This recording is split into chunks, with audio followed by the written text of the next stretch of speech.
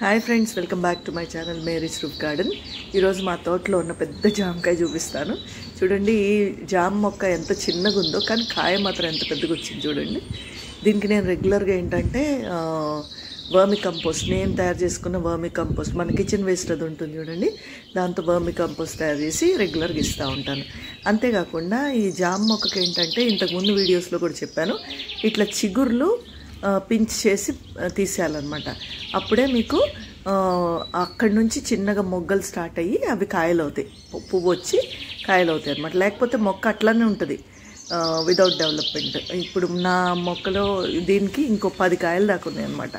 So మీరు కూడా అట్లా జామ మొక్క తప్పకుండా పించ్ చేసి ఆ చిగురులను తెంపేసేయండి. నేనే వీడియో తీస్తున్నా కాబట్టి కొంచెం ఆగండి, నేను కోసేస్తా. ఇదోండి, ఇంత పెద్ద, మోర్ దెన్ 1/2 kg ఉంటుందండి బరువు, అంత పెద్దగా ఉంది కాయ. ఇంకా బాగా కాయలు ఉన్నాయి చూడండి, దాని నిండా కాయలు ఉన్నాయి. ఈ దానిమ్మ కూడా మీకు చెప్పాను కదా, దానికి అది పెరిగిందే. సో అది కూడా మొత్తం పూత ఉంది దానికి. ఇప్పుడు నేను నెక్స్ట్ స్వీట్ ఇది టేబుల్ ఆరెంజ్కి వస్తాను. ఇది టేబుల్ ఆరెంజ్ ఏంటంటే ఇది కూడా అంతే, రెగ్యులర్గా మీరు ప్రూన్ చేస్తుంటే కాయలు వస్తూ ఉంటాయి అన్నమాట. చూడండి, పూలు కూడా వచ్చినాయి. ఇప్పుడు కాపు ఎక్కడైతే అయిపోతుందో ఆ కొమ్మల్ని తప్పకుండా ప్రూన్ చేసేసేయండి. కట్ చేస్తే ఏంటంటే మళ్ళీ మీకు చిగురులో వచ్చి పూత వచ్చి కాయలు కూడా వస్తాయి అన్నమాట.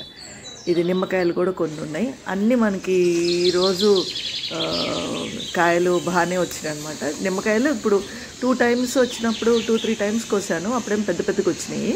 ఇప్పుడు ఇంకా కొంచెం కాపు అయిపోయిందనమాట, ఇంకా చిన్నగానే వచ్చినాయి. కానీ చాలా దీంట్లో జ్యూస్ మాత్రం చాలా ఉంటుంది ఈ నిమ్మకాయల్లో. కానీ నిమ్మకాయలు ఏంటంటే ఆ మొక్క మొత్తం ముళ్ళే ఉంటాయి, ఎట్లా భయంకరంగా గుచ్చుకుంటాయి. అది ప్రూన్ చేసేటప్పుడు కూడా మీరు జాగ్రత్తగా కొమ్మల్ని దూరంగా పడేయడం బెటర్ అనమాట, లేకపోతే వేరే వాళ్ళకి గుచ్చుకుంటాయి. సో కేర్ఫుల్గా ఉండాలి మీరు. సో కింద ఒకటి పడిపోయింది, ఎటు పడిపోయిందో ఏమో, ఇట్లా తెంపుతుంటే ఒకటి రాలిపోయింది. సో ఇన్ని 2 టేబుల్ ఆరెంజ్లు, 4 నిమ్మకాయలు వచ్చాయి, ఇంకా బోల్డ్ కాయలు. ఇదిగోండి, ఇది స్టార్ ఫ్రూట్. ఇట్లా ముట్టుకోగానే పచ్చికాయ ఊడొచ్చేసింది, ఫస్ట్ టైం వస్తుంది ఈ మొక్కకి. సో మొత్తం అయితే పూత ఉంది, ఎట్లా ఉంటుందో చూడాలి మరి, ఎట్లా వస్తాయో కాయలు. సో మొక్క నిండా అయితే పూత బాగా వచ్చింది. ఇది కొన్ని మల్బరీస్ కూడా ఉన్నాయి, అవి కూడా కొన్ని కోసేస్తాను. మల్బరీ మొక్క అయితే ఈజియెస్ట్ ఫ్రూట్ ప్లాంట్ నన్ను అడిగితే పెంచడం. చిన్న కొమ్మ పెట్టినా కానీ వచ్చేస్తుంది. కొమ్మ ఇంత చిన్నగా ఉండగానే మీకు కాయలు స్టార్ట్ అయిపోతాయి అన్నమాట. అంతేకాకుండా త్రూ అవుట్ ద ఇయర్ దీనికి ఒక సీజన్ ఉండదు, మీకు రెగ్యులర్గా కాపు వస్తూనే ఉంటుంది, కాయలు కాస్తూనే ఉంటాయి. రెగ్యులర్గా ప్రూనింగ్ చేసుకుంటూ ఉండాలన్నమాట. సో ప్రూనింగ్ చేస్తూ ఉంటే మీకు కాయలు బాగా, మల్బరీస్ బాగా వస్తాయి.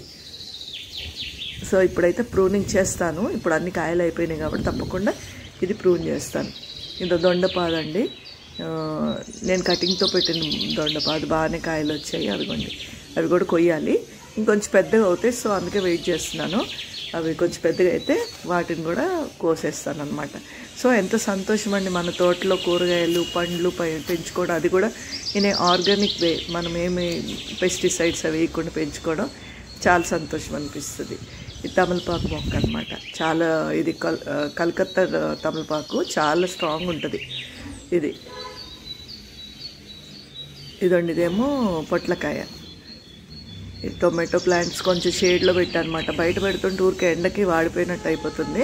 అందుకని టొమాటో ప్లాంట్స్ అన్నీ కూడా షేడ్లో పెట్టాను. చాలానే గింజలు వేసాను కానీ బాగా ఇది పురుగు, మన చీమలు ఎక్కువైపోయినాయండి నా గార్డెన్లో. సో గెమాక్సిన్ ఏది వేసినా కానీ అవి ఫ్రీక్వెంట్గా వచ్చి గింజలు వేసినట్టు ఈవినింగ్ కల్లా మొత్తం తినేస్తున్నాయి అన్నమాట. సో ఈ వంకాయలు కూడా చూడండి, 2 పర్పుల్ వంకాయలు వచ్చినాయి, ఒకటి గ్రీన్ వచ్చింది.